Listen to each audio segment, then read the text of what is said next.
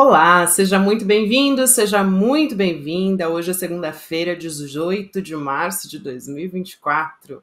Estamos ao vivo hoje, o programa está sendo transmitido excepcionalmente ao vivo nessa segunda-feira, então se você está nos acompanhando agora pelo YouTube, você pode mandar sua mensagem aqui no chat. Você já sabe, aqui no Em Detalhes a gente sempre aborda uma temática, uma notícia importante do momento.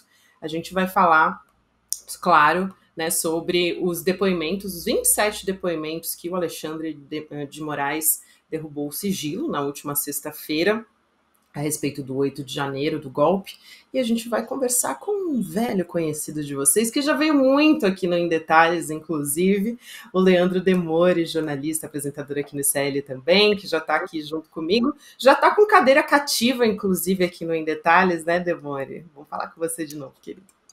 Tá faltando meu salário, né, Gabi? As pessoas podem achar que a gente está na mesma sala, com a mesma estante, mas não estamos, viu? São lugares diferentes.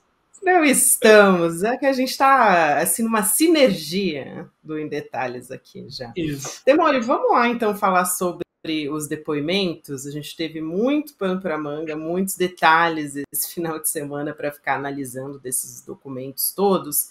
Mas uma coisa que já dá para dizer, e eu quero te perguntar aqui o que te chamou mais atenção, o que a gente pode destacar em tudo isso, mas uma coisa que dá para dizer com tranquilidade é que com a queda em todos esses, né, do sigilo, já dá para concluir com todas as informações reunidas que a gente tem até o momento que no topo desse organograma todo do golpe está o ex-presidente Jair Bolsonaro, né? Porque a tese de defesa até então do ex-presidente era de que a minuta do golpe nunca tinha passado pelas mãos dele, enfim.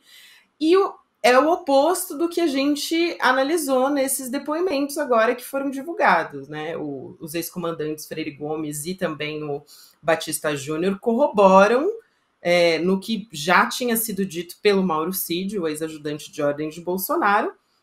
Então, eu te pergunto, nesse momento que a gente está, tem alguma outra... Qual que pode ser o outro recurso que a defesa do ex-presidente Bolsonaro pode recorrer, ou se de fato agora o cerco já fechou e a gente deve ter o policiamento do ex-presidente Bolsonaro quanto antes?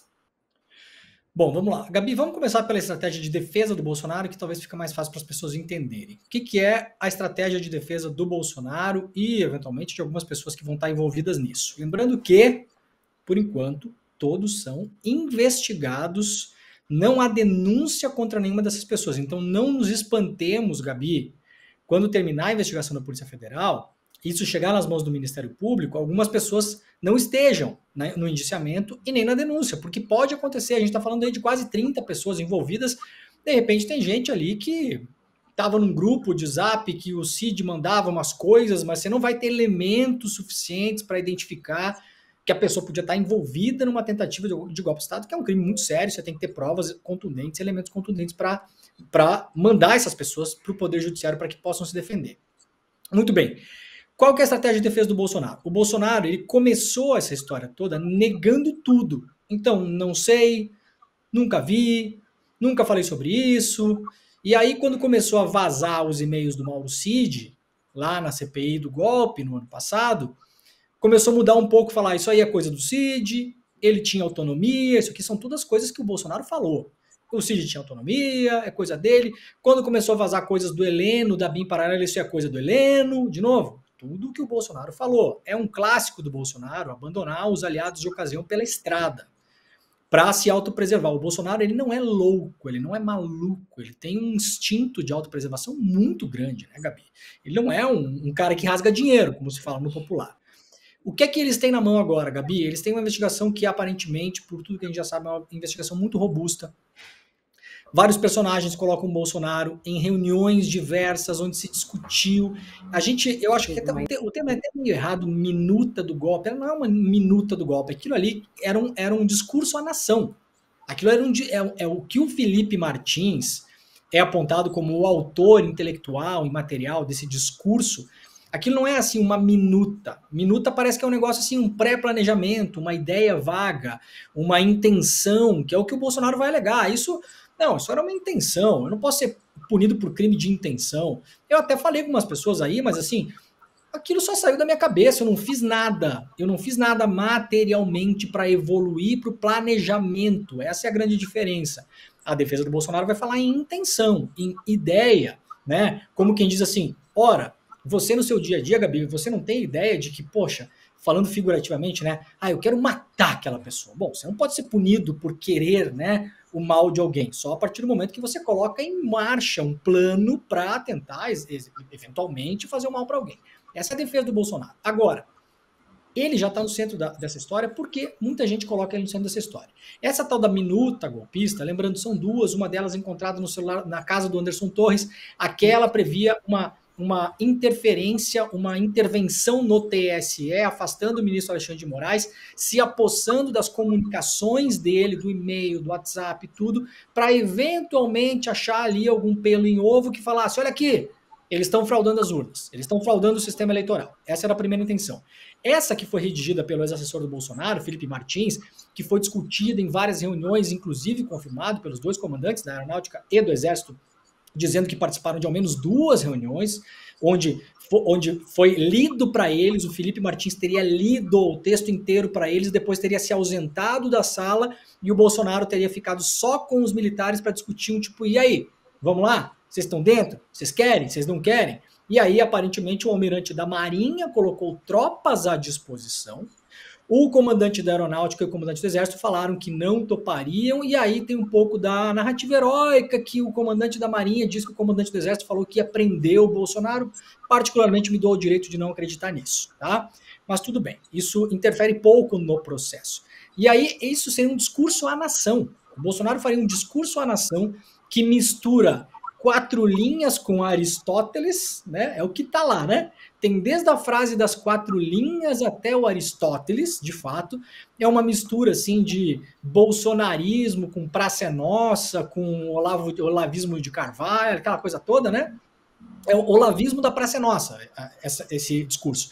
E era o discurso que, no final, o último parágrafo é o que realmente importa, declara, então, o estado de sítio no país e a declaração de uma GLO, garantia da lei e da ordem, cumprida pelo Exército. Ou seja, Exército nas ruas, estado de sítio, aqui só faz o que eu mando. Tá? Isso é o resumo. Então, Gabi, eu acredito que agora não tem mais muita saída para a defesa do Bolsonaro. Eles vão tentar insistir na tese de que, olha só, para ter um estado de sítio, teria que acionar o Congresso. Ah, então o senhor acionou o Congresso? Não, eu não acionei o Congresso. Então, eu não fiz nada para colocar um plano em marcha, né? Agora, atentado de golpe de Estado, a gente não precisa esperar até que os tanques estejam na rua e vai aparecer um árbitro de futebol e apitar impedimento, né, Gabi? Exatamente. A partir do momento em que eles já definiram, se reuniram, eles tentaram, alguns militares que não estavam muito atinentes à ideia do golpe, eles usaram o gabinete do ódio para criar meme contra esses militares, chamar de comunista, tentar destruir a reputação nas redes sociais, o Braga Neto chamando um oficial de cagão porque não estava aderindo ao golpe. Então, eles estavam, de fato, materialmente planejando e precisavam de apoio. Para fechar, Gabi, por que não deu o negócio? Por que não deu certo? Porque na reta final, a gente vai lembrar muito bem de 2022, no meio do ano para frente, vários movimentos jogavam contra o golpe. O principal deles, na cabeça dos militares, foi o posicionamento do exército americano e do parlamento dos Estados Unidos, que declararam publicamente, isso aqui não foi velado nem nada, publicamente, que as Forças Armadas brasileiras não deveriam se meter no processo democrático, ameaçando as Forças Armadas brasileiras, inclusive com retaliação, para cortar toda a cooperação militar das Forças Armadas brasileiras com as Forças Armadas dos Estados Unidos. Então, houve, pela primeira vez na história, os Estados Unidos da América falando, gente, dessa vez, a gente não vai participar dessa festa, tá? A gente participou de todas as outras, mas essa festa da Selma, não sei, acho que a gente não quer. Então, Gabi, como eu falei no Desperta hoje de manhã, esses que estão se pagando de legalistas até agora e tal, na minha concepção, e tá bastante óbvio isso, assinaram até nota em apoio aos acampados na frente dos quartéis. Eu acho, Gabi, que eles foram indo na estrada junto com o Bolsonaro. Você imagina assim um trenzinho daquele de parquinho de diversão, tchutchu, sabe o tchutchu? Tava todo mundo no tchutchu. E aí eles foram indo no tchutchu. E quando chegou numa bifurcação, Gabi, tinha a estradinha da direita que dizia golpe. E a da esquerda dizia democracia. E aí todos esses caras aí, inclusive Freire Gomes, Batista Júnior e tal, eles andaram 100 metrinhos na estradinha do golpe. E quando eles olharam para trás, tinha um monte de gente importante na visão deles, inclusive o exército dos Estados Unidos, falando: não, não, não, não, não, não. Se for por aí, o titio não vai dar o algodão doce lá no final da estrada. Aí alguns desembarcaram, voltaram para trás e pegaram a estrada da democracia forçosamente. Não foi por gosto não, Gabi. Se tivesse dado certo, você acha que o Freire Gomes estaria hoje A, preso, B, no exílio, C, como ministro da Defesa? Qual que é a maior chance do futuro do Freire Gomes que não aconteceu, onde ele estaria? Então, general, fica para nós, né? Tem muita gente que vai comprar essa historinha, né, Gabi? Mas a gente acha que não tá muito afim de comprar essa história, não. Não, então, eu ia justamente entrar nesse ponto. Na real, você tocou aqui em vários pontos importantes. Alguns, acho que quando a gente olha para esse organograma agora, ficou bastante claro, né, que o Jair Bolsonaro estava nesse topo, e aí abaixo dele a gente tinha ex-comandantes, né, tinha também abaixo ex-assessores como Felipe Martins, consultor jurídico como o Anderson Torres também, ex-ministro, né, de Bolsonaro. Mas a gente teve ali um dado momento que também tinham outros planos caso o golpe não desse certo, que você também já trouxe aqui alguns também, né? Que tinha a GLO, que foi inclusive defendida pelo José Múcio, né? Não podemos esquecer que ele defendeu a GLO. Seria então um poder passado para a mão dos militares, né? E olhando em retrospectiva, foi muito importante a decisão do governo de não ter baixado essa operação, porque a gente poderia, né, essa garantia da lei da ordem, depois do 8 de janeiro, poderia ter colocado a gente nas mãos do Exército. Esse era o plano A. Agora, a gente tinha também, ali na arquitetura de Bolsonaro, na arquitetura do golpe, o plano B seria um estado de defesa, estado de sítio, né? Existia uma preocupação inicialmente de ter um verniz, vamos dizer assim, de legalidade, né, Demore? Eu acho isso muito importante, porque no passado isso também aconteceu, né? Ninguém dá golpe assim abertamente. Existe uma preocupação de dar um tom de legalidade para essa história toda. Então, justamente isso que Bolsonaro, no dia 25 de fevereiro, inclusive, quando ele foi à Paulista, né, subiu no palanque, fez discurso, ele corroborou com isso, porque ele disse: golpe, usando a Constituição, tenha santa paciência. E foi ali que ele corroborou com tudo isso, mostrando que, na verdade, existia um plano B para toda essa história. Agora, dei toda essa volta para te perguntar o seguinte, né, sobre o indiciamento. Bolsonaro não vai escapar, provavelmente, de um indiciamento até a metade desse ano. Quero te perguntar também sobre papel de pessoas como Braga Neto, Augusto Heleno, né, que falou em virada de mesa na reunião gravada, Paulo Sérgio Nogueira. E aí, a gente está falando aqui dos generais legalistas, né, e que muita gente justamente está comprando esse discurso. Mas não significa achar que os depoimentos dos comandantes, né, os ex-comandantes do Exército e também da Aeronáutica, eram patriotas legalistas, né? Tem um contexto de investigação, claro, que está acontecendo, mas mesmo em papel de testemunha, a pessoa ela tem a intenção de salvar a própria pele. Então, eu acho que é importante a gente trazer aqui que, ao longo dessa história, tanto o Freire Gomes como o próprio Batista Júnior, eles tiveram atitudes dúbias em relação ao golpe, como você disse, né? Eles foram caminhando por aquela estrada e aí quando eles viram que, opa, peraí, vou desembarcar dessa história porque não deu muito certo. Mas quero te perguntar sobre o indiciamento dessas pessoas para além de Bolsonaro, qual que deve ser o caminho agora?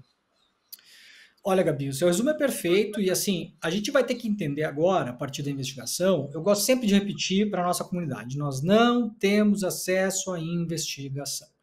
Tudo o que nós estamos comentando é baseado em uma realidade filtrada por vazamentos. Isso é super importante, Gabi. quer dizer que é verdadeiro, que não é, que não sei o quê. Não, gente, o que a pessoa falou no depoimento, ela falou. As provas, o celular do Mauricídio, o que tá de print aí, que tinha minuta golpista no celular, tinha minuta golpista, tá aí, entendeu? Ninguém tá dizendo, é óbvio que isso não foi forjado, óbvio que isso não é falso. Agora, nós não temos acesso ao inquérito. Por que isso é importante na fase de indiciamento agora? Porque os crimes, tirando algumas exceções, tá, Gabi? Tem crimes de multidão, tem alguns crimes que você pode, por exemplo, pegar uma multidão e denunciar várias pessoas pelo mesmo crime sem necessariamente individualizar os crimes, tá? Isso são exceções. Mas na regra, você pegar agora o que aconteceu no Brasil, você vai ter que individualizar as condutas.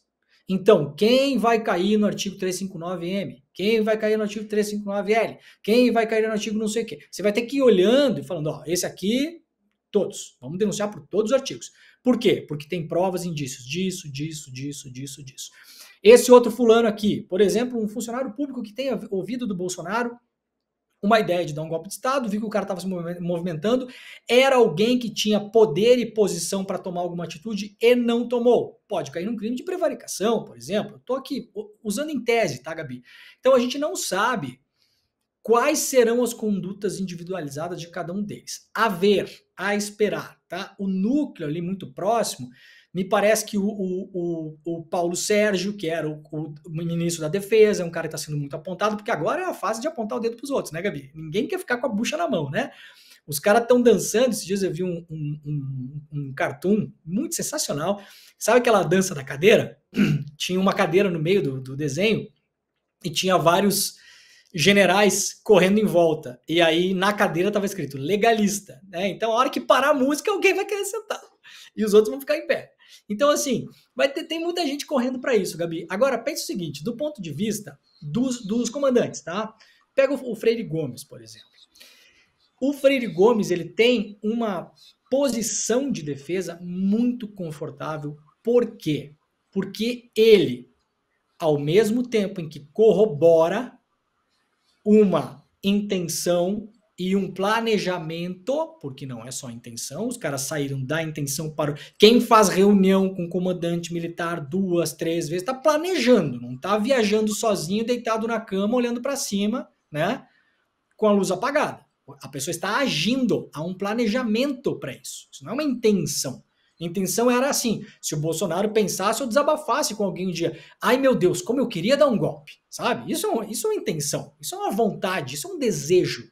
Agora, o Bolsonaro, ele planejou. Então, o Freire Gomes, ele reforça a ideia do planejamento, que já está corroborado por outros depoimentos, entre eles o do Mauro Cid, e por indícios materiais, não só por notícias correlatas, por falou, por deixou de falar. Só que o Freire Gomes, ele e o Brigadeiro Batista Júnior, ao se colocarem como aí, entre aspas, legalistas, saiu da própria boca do Batista Júnior, que o Batista Júnior fala, olha, o Freire Gomes, que era o comandante do Exército, chegou a ameaçar prender o Bolsonaro, né? Então eles se colocam como isso. Agora, Gabi, pensa do ponto de vista de defesa, tá? Se você fosse a pessoa que está ali e você ouve, se você fosse o Bolsonaro, ou o Braga Neto, qualquer pessoa ali, você fica bloqueado nessa defesa, porque você não pode dizer o seguinte, bom, a reunião aconteceu? Aconteceu.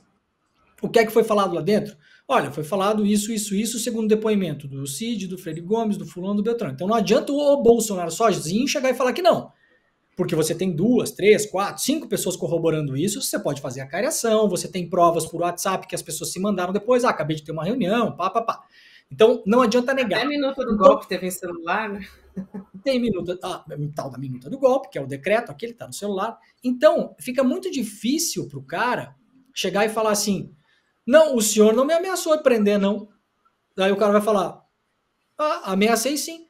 Não ameaçou não. Tá, mas a conversa foi que o senhor estava tentando mostrar a minuta e ter um golpe de Estado. Sim ou não? Sim, isso não tem como negar. Bom, então se ameaçou prender ou não, Gabi, é irrelevante. Isso só beneficia o Freire Gomes. Por isso que eles adotaram essa estratégia, porque é muito difícil que eles sejam desmentidos no contexto. sabe? Assim, a intenção do Freire Gomes era ser legalista. Ele não embarcou no golpe, como de fato aparentemente não embarcou. Não colocou tropas à disposição. Então pode até sair com uma frase heróica dizendo que eu prenderia o Bolsonaro se ele tomasse alguma atitude, porque no contexto, para quem está sendo acusado, fica muito difícil você se defender em relação a isso, porque você vai ter que confirmar a conversa. Então, dificilmente eles vão contrastar o que o Batista Júnior da Aeronáutica e o Freire Gomes do Exército falaram, porque o todo é que importa. Difícil para a defesa do Bolsonaro e dos outros agora falar, não, deixa eu ver aqui, não, isso aqui ele não ameaçou prender não, mas isso aqui é verdade, isso aqui eu não posso negar porque tem a minuta no celular do Cid, isso aqui tem uma outra conversa, isso aqui eu já disse que tinha. Então você não pode ir destrinchando e se defender muito disso, e para além disso, Gabi, no final do processo, quando eles virarem réus e tiver o processo, pro Bolsonaro, para o Bolsonaro, importa pouco se o Freire Gomes foi heróico ou oportunista, porque não interfere no que o Bolsonaro fez e deixou de fazer. Isso é só uma narrativa para a biografia do Freire Gomes, entendeu? Então, para eles é muito confortável isso. Então, agora, a ver se eles passam a história como testemunhas heróicas que evitaram um golpe de Estado. E, no fim das contas, Gabi, eu não estou muito preocupado com Freire Gomes e Batista Júnior, não, porque eu acho que desse bolo todo aí, eles eram assim quase um mal menor. Eu não acho que eles sejam heróicos, legalistas, mas sinceramente pouco me importa. Não me parece que o Freire Gomes sozinho, sem o Bolsonaro no poder, seria alguém que levantaria de casa no domingo de manhã e colocaria 25 tanques na rua em Brasília. Então a gente tem que olhar para cima e pegar o comando dessa operação e os maus intencionados de toda essa história. Só aproveitando isso que você falou, tem muita gente comentando a respeito disso. A Débora Tirabassos, por exemplo, disse: eu estou vendo a grande mídia dar muita corda para esses militares que não aceitaram o golpe. Já estou até vendo que não vai acontecer nada com eles, capaz até de ganhar medalha. Ela colocou aqui. O Gustavo Ribeiro também trazendo aqui: o Supremo vai julgar os deputados envolvidos na tentativa de golpe. E aí a gente não está falando só de deputados, né, mas também dos próprios militares. Talvez seja o único momento nessa quadra da história que a gente está realmente implicando os militares nessa história. Agora, nesses minutos aqui finais que a gente tem, Demore, eu acho importante também dizer, falar de Bolsonaro. Ele teve o passaporte apreendido, mas existe uma preocupação com como que ele vai lidar, né, como que ele vai seguir nesses próximos meses em que a gente está justamente esperando o indiciamento não só dele, como líder nesse planejamento do golpe, como você disse, né? Foi um planejamento e não uma intenção de golpe, e aí a gente vai ver o papel também do Procurador-Geral da República, o Paulo Gonet, nessa história, que a gente ainda tem uma expectativa em relação a isso. Na sequência, isso vai para a mesa do relator do Supremo Tribunal Federal, que é o ministro Alexandre de Moraes, e a gente já tem uma ideia de qual que vai ser a tônica ali desse julgamento, né? Então, duas coisas aqui. Uma perspectiva de que essa história não deve terminar ainda nesse ano, né? O julgamento, o indiciamento, acho que sim, a gente deve ter até a metade desse ano, mas o julgamento, de fato, ainda deve demorar um pouco para acontecer. Mas, nesse meio tempo, como Bolsonaro mobilizando as ruas, está querendo fazer mais uma manifestação, levar as pessoas para as ruas, incentivando um clima de golpe, inclusive continuado, em qual situação, Demore, na tua avaliação, ele deveria ser preso de fato? Assim, o que falta para uma prisão preventiva? O que Bolsonaro poderia fazer? Seria obstrução de prova? Seria, de repente, o que ele falasse nas ruas também, numa eventual manifestação? O que você acha? Olha, Gabi, obstrução de prova nesse ponto do inquérito eu acho que já fica mais bem difícil, tá? Você não vai obstruir prova, sim, isso era uma coisa que eu reiteradamente falo, fui muito contra, inclusive a prisão na Lava Jato de personagens absolutamente excretíssimos como Eduardo Cunha, né? Está preso há 1 ano e meio por causa que pode destruir prova. Vamos lá, gente, né? Vamos tem uma lógica na história. Assim.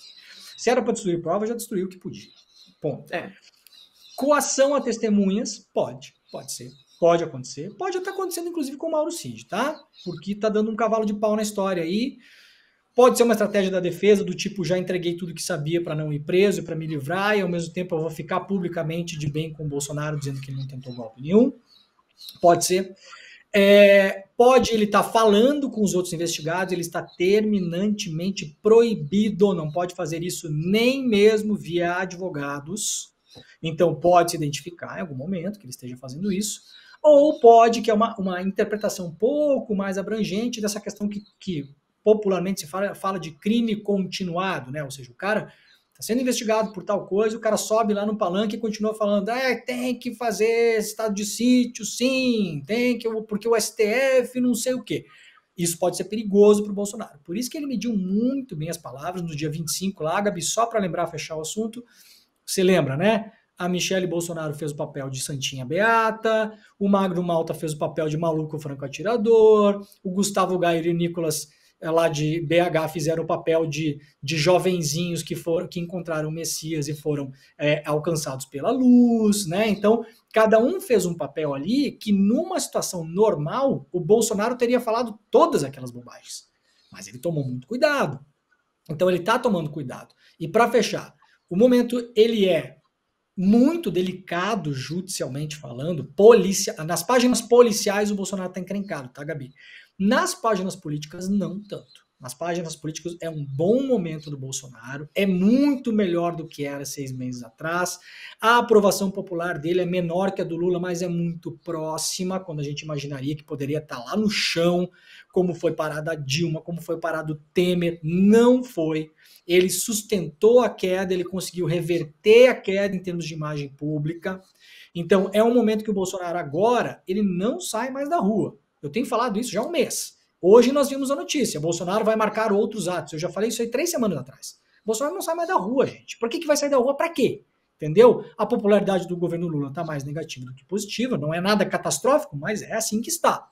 E, para fechar o programa, Gabi, eu fiquei sabendo na semana passada, final da semana, que por pesquisas internas contratadas por partidos, inclusive partidos de esquerda, a quantidade de pessoas que acha que o Bolsonaro é responsável por uma tentativa de golpe e B, os bagrinhos lá do 8 de janeiro têm que estar presos, a quantidade de pessoas que concorda com isso aparentemente caiu. Não aumentou, caiu. E ela já não era grandes coisa.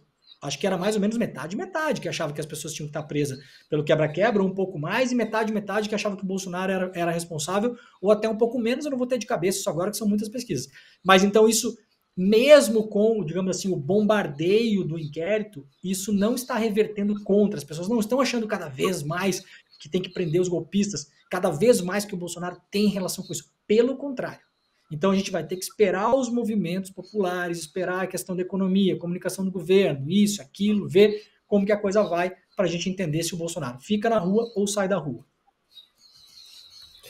Pois é, Demore, o que preocupa também é a defesa, né, do Bolsonaro, porque quando ele vai para a rua, ele também não consegue segurar muito a língua, né? Então, fica aí a preocupação para a defesa do Bolsonaro, porque ele deve continuar mobilizando as ruas, porque é tudo que ele tem nesse momento, né, para continuar trazendo essa imagem de mártir e de vítima que ele vai querer construir ao longo dos próximos meses. Muito obrigada, querido, por hoje. Um prazer te receber mais uma vez aqui no Em Detalhes. Sempre bom falar contigo. Um beijo, até uma próxima, Demore. Obrigado demais, Gabi. Beijão. Beijo. Todo mundo aqui, inclusive no chat, elogiando Leandro Demore pela didática, né, trazendo aqui um bom resumo do que a gente teve a partir de sexta-feira, né, com esses sigilos de depoimentos que foi retirado nos investigados pelo golpe, e agora a gente pôde entender um pouco melhor do que se trata, e vamos continuar acompanhando. Gente, recado final aqui também, vou pedir para o Gabriel Vento, que está comandando o episódio aqui junto comigo, colocar aí, temos a aula do Elliot Aronson, que vai ser uma aula inédita com um cientista que desvendou o comportamento humano. A gente está falando aqui de ciências, né, no Instituto Conhecimento Liberta. Aprenda a ciência das boas decisões e como usá-la de forma prática na sua vida. Então, no próximo domingo, dia 7 de abril, ainda não é próximo, né?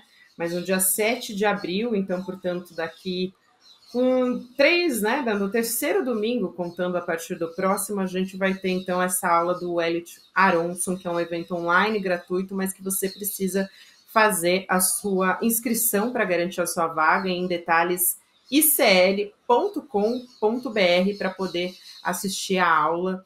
Então, você já fica aí ligado, né? Ainda falta um tempinho, um psicólogo dos Estados Unidos para você poder, vamos expandir aí os conhecimentos a respeito dessa ciência. Eu que, mais uma vez, estou rodeada de passarinhos aqui na região onde eu moro. Obrigada a você que me acompanhou até aqui, todo mundo que participou, mandando mensagem aqui no chat, escrevendo para a gente. O Em Detalhes fica por aqui por hoje. Próximo episódio, lembrando que vai ao ar amanhã, às 10h30 da manhã, ao vivo no YouTube, por onde você acompanha toda a nossa programação. Tem também, o episódio fica disponível nas nossas plataformas de áudio, você pode ouvir na sua preferida. E agora, para quem está nos acompanhando no YouTube, você fica com o Mercado Investimentos, na sequência tem o Rolê CL com o William De Luca. 6 horas da noite, eu vou estar com você de novo, junto com Chico Pinheiro no ICL Notícias segunda edição. Obrigada a você que me acompanhou até aqui. Até amanhã. Você seria capaz de fazer o mal, mas não um mal menor, um mal maior, desses que mais te assusta, esses que você mais critica nos seus dias, nas suas redes sociais? Provavelmente a sua resposta seria: não, eu não sou um monstro. Mas o que as pesquisas mostram pode te deixar chocado. A psicologia social estuda o comportamento humano e o porquê da gente fazer as coisas da forma como a gente faz. O maior especialista no mundo em psicologia social chama-se Elliot Aronson. E aos 92 anos de idade, é o psicólogo mais premiado nos Estados Unidos, tendo ganho o prêmio de melhor psicólogo, melhor pesquisador e melhor autor.